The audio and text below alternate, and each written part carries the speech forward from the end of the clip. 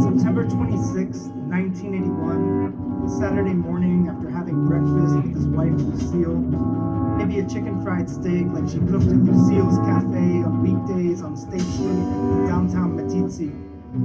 Ranch owner John Hogg opened the front door of his house in the hopes of finding his ranch dog, a blue heeler named Shep, who was last seen scuffling the evening before of a presumed porcupine. And after looking out at the distant foothills of the Absaroka Range of northwest Wyoming near Yellowstone's perimeter, and looking out at the gap filled by rolling shortgrass prairie shoots of blue grama covering the Hog and Hitchfork ranches, and looking out at the near lawn where Shep usually loped but was hitherto absent, and looking eventually down at the ground immediately at his feet, where a mammal, willowy with champagne fur, splotches of sable and soot, its skull blunt, adorned with two triangular ears, teeny-legged, long-tailed, an offering to the family from Shep, lay supine and stiff, its species unknown to John. So he went to his knees to inspect the carcass closely. And it was down there, in the dirt of it all, where he confirmed he'd never seen such a thing in his whole damn life. In John Hogg's own words, I stepped out there and looked. There was this ferret. I didn't know it was a ferret. It was laying on the ground. I looked at it and pretty soon, well, I picked it up, brought it in, laid it down, showed it to the seal, who encouraged him to take it to town to be mounted. The taxidermist, Larry LaFranchi, watched in disbelief as John dumped the small mammal from the gunny sack onto the floor of his shop. The two were stupefied by it. LaFranchi took it to the back and made a phone call. And Hogg never had a say about whether he was going to get his trophy back or not, because it turns out the healer hadn't been scuffling with the porcupine, but the resurrection of a species twice declared extinct. I imagine Shep and the ferret vanishing in a big ball of violence on the Looney Tunes. The only thing emerging from their smoke cloud, terrific growling and yowling, hissing and chattering, maybe a flash of canines or a tip of tail until death was the ferret's end. But in the case of this story, its death is just the beginning. Finding that ferret changed my world, Hogg said in an interview. The ranch wasn't the same after that, and neither was the town of Meeteetse. David Cunningham, director of the Meeteetse Museum, described what follows as an onslaught of biologists, wildlife experts, and press. It would also have a considerable impact on how the business of wildlife conservation gets done in North America. In another interview, Hogg unceremoniously said if he had known how that ferret would disrupt the town, he would have just chucked the body over his fence. It's likely other ranchers had seen the weasel too, but kept it to themselves for fear their land would be monitored and sequestered. And what if Lucille hadn't let Shep out after Blue Hour? What if the porcupine had wobbled to center stage first to instigate Shep's prey drive? What if Shep had buried the ferret in brush instead of depositing it prominently on the front lawn? And what if John had chucked that body instead of pursuing his one-of-a-kind trophy? If Larry opted to make a quick buck instead of sharing the secret of this conspicuous carcass with wildlife manager Denny Hammer? Had any of them played their parts differently, the prospect of this improbable conservation story would have dissolved. My attention to the black-footed ferret would have been rendered unnecessary, and the course of my life would have been way, way different. Instead, I observed the death anniversary of the Lazarus ferret, September 26th, like it's a national holiday, an occasion to meditate on second chances, on a restarting line for a species fated to endure. Fated to endure.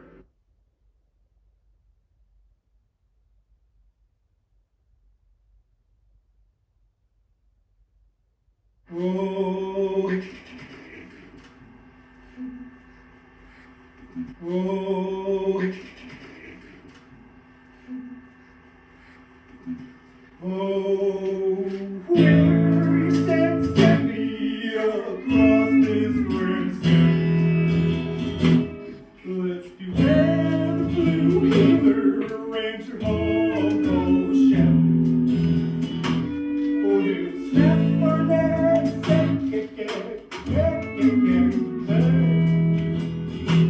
Yes, you snap our necks and send us to an untimely death. Untimely death. Let's go down, down, where we can't be found.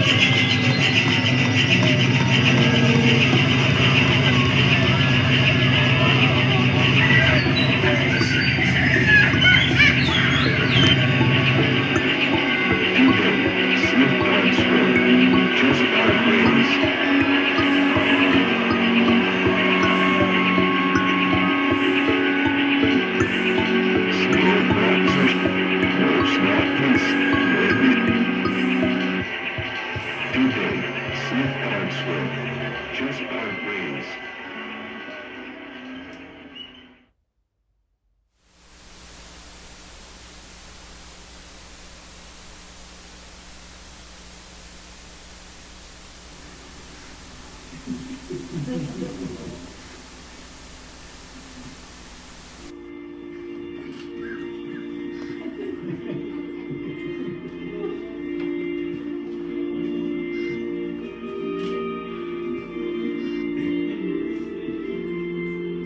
Andie? I do.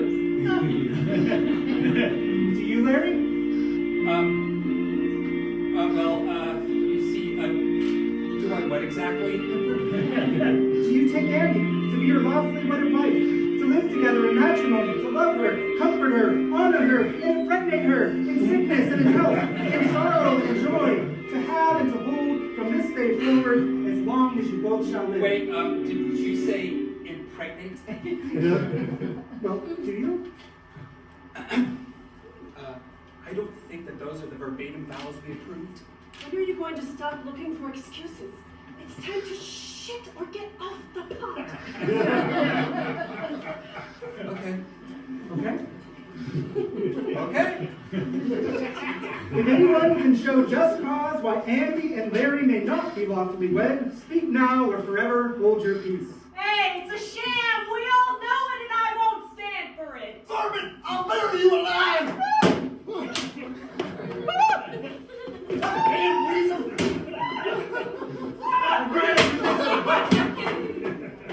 Yes. Let's do it. I do. I vow it all. And kiss.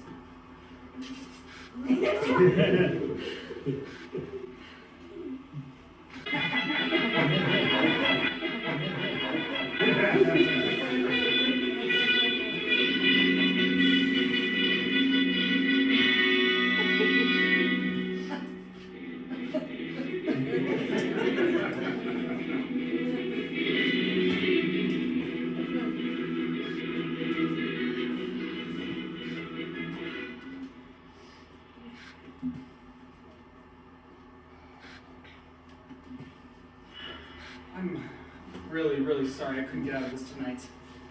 How is that anyway? I thought the whole point of volunteering was that it's like voluntary. Yeah, I can see why you would think that, but the thing is that once you volunteer, it starts to become an obligation. So? I'm locked in, babe. It's just game and fish has been short-handed lately, and if they don't get an accurate head count on the ferrets, who knows what will happen to them? I mean, I wouldn't want that on my conscience. But you're okay skipping out on our honeymoon? I think your conscience is kind of off. We're not skipping out on our honeymoon, we're just postponing it. For ferrets. We're skipping our honeymoon to spotlight for ferrets. I just think you're creating an artificial rivalry between ferrets and our marriage. Andie, our marriage means the world to me. And it's seriously the best thing that's ever happened to me. And if you don't believe that, then... Oh, Andie! Huh? Oh, Andie! A ferret! What?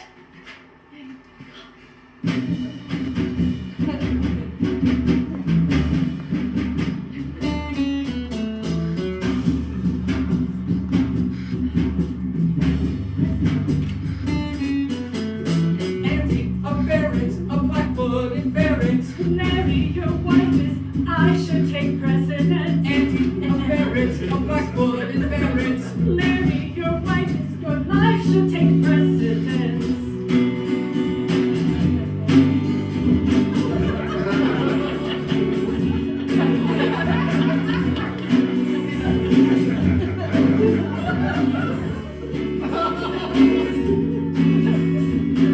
This honeymoon is kind of sketchy. Ferrets are the only ones having sex here. Promise one day we'll get a do-over, but for now we're just prairie rovers. Say, honey, won't you look up at the stars in the sky?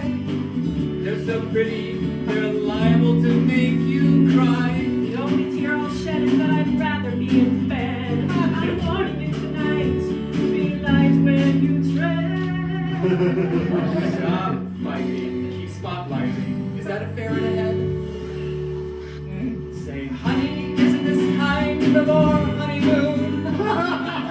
Ain't enough to make you swoon. You're joking, at least, and I hope that you are. Say it again, and I'll get out of this car. I mean, just taking the prairie, just taking the views. What views? What dread? One more word and I'll end this to end. Stop fighting. Spotlighting. Is that a ferret ahead? Andie, a ferret, a black-footed ferret. Larry, your wife is.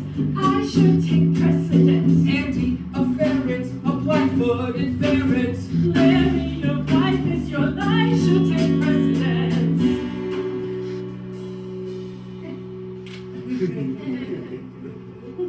I have to pee.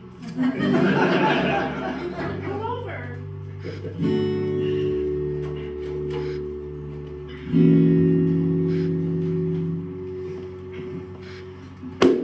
Most people spend their honeymoons in Bermuda or Jamaica. One day I'll take ya. Would that I were in Bermuda or Bahamas, but no. That's where she wants to go. Are you done yet? I need a ferret. Pretty mama, let's go. Crouching, To me it sounds like crouching. you should do the right thing. Stop fighting. Keep spotlighting. There's no ferrets out here. A shooting star. Make a wish. Wish I could be a mama. Andie, a ferret, a black-footed ferret. Larry, your wife is. I should take precedence. Andie, a ferret, a black-footed ferret. Larry, your wife is. Your life should take precedence.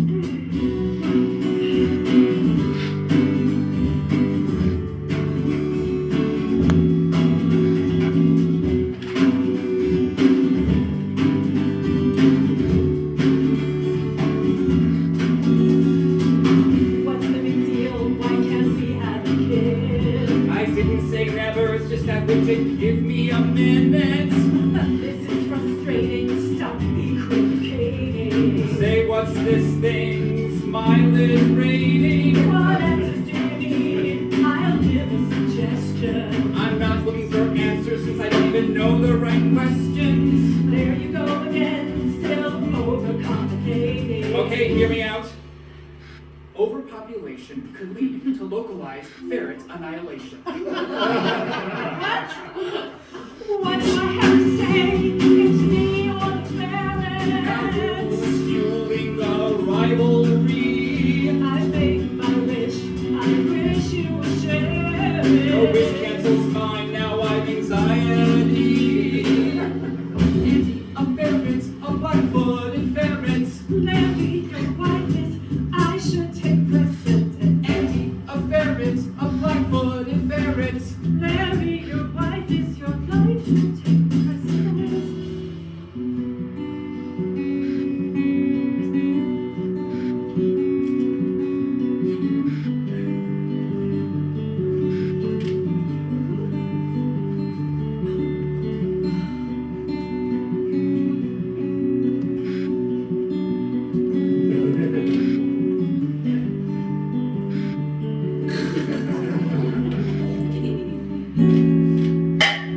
I got one! Great! Now what? We'll take it back to the research trailer to get vaccinated. Hurry up, put it in the trunk.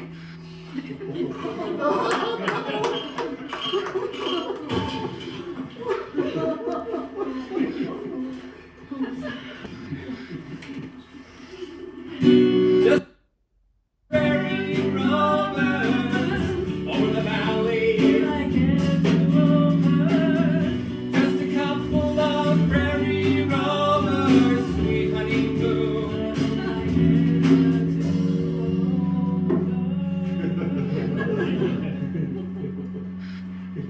do over.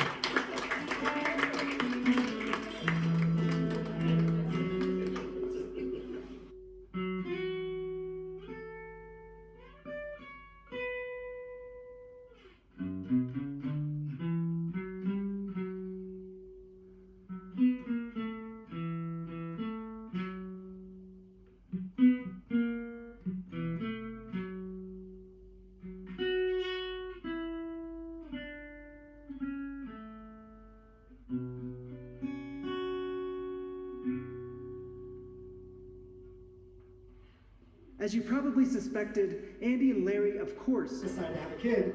We're going to fast forward a little now, 9 months to be exact, and take you to the end of Act 3. Larry is at an overnight camping trip where he's been spotlighting for ferrets in Seligman, Arizona, at a site known to be infested with fleas who carry bubonic plague. Andie, and her trusty doula by her side, is already in the process of giving birth at Flagstaff Hospital.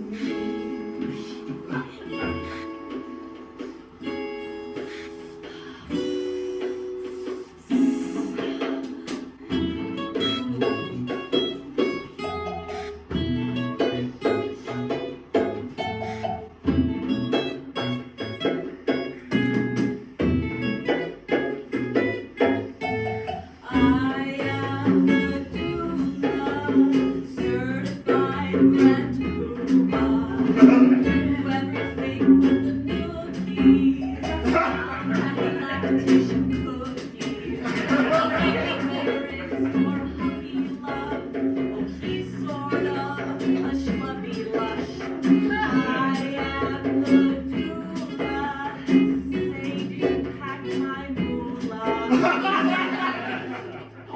10 centimeters.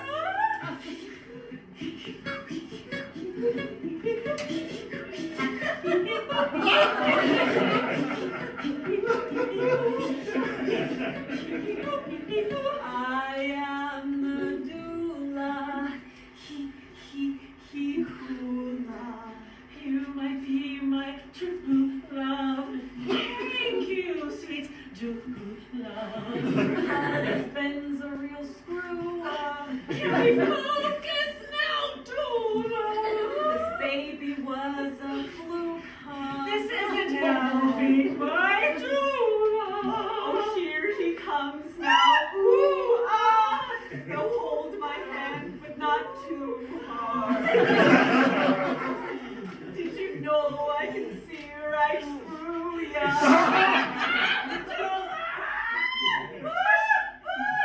Andie, you got this!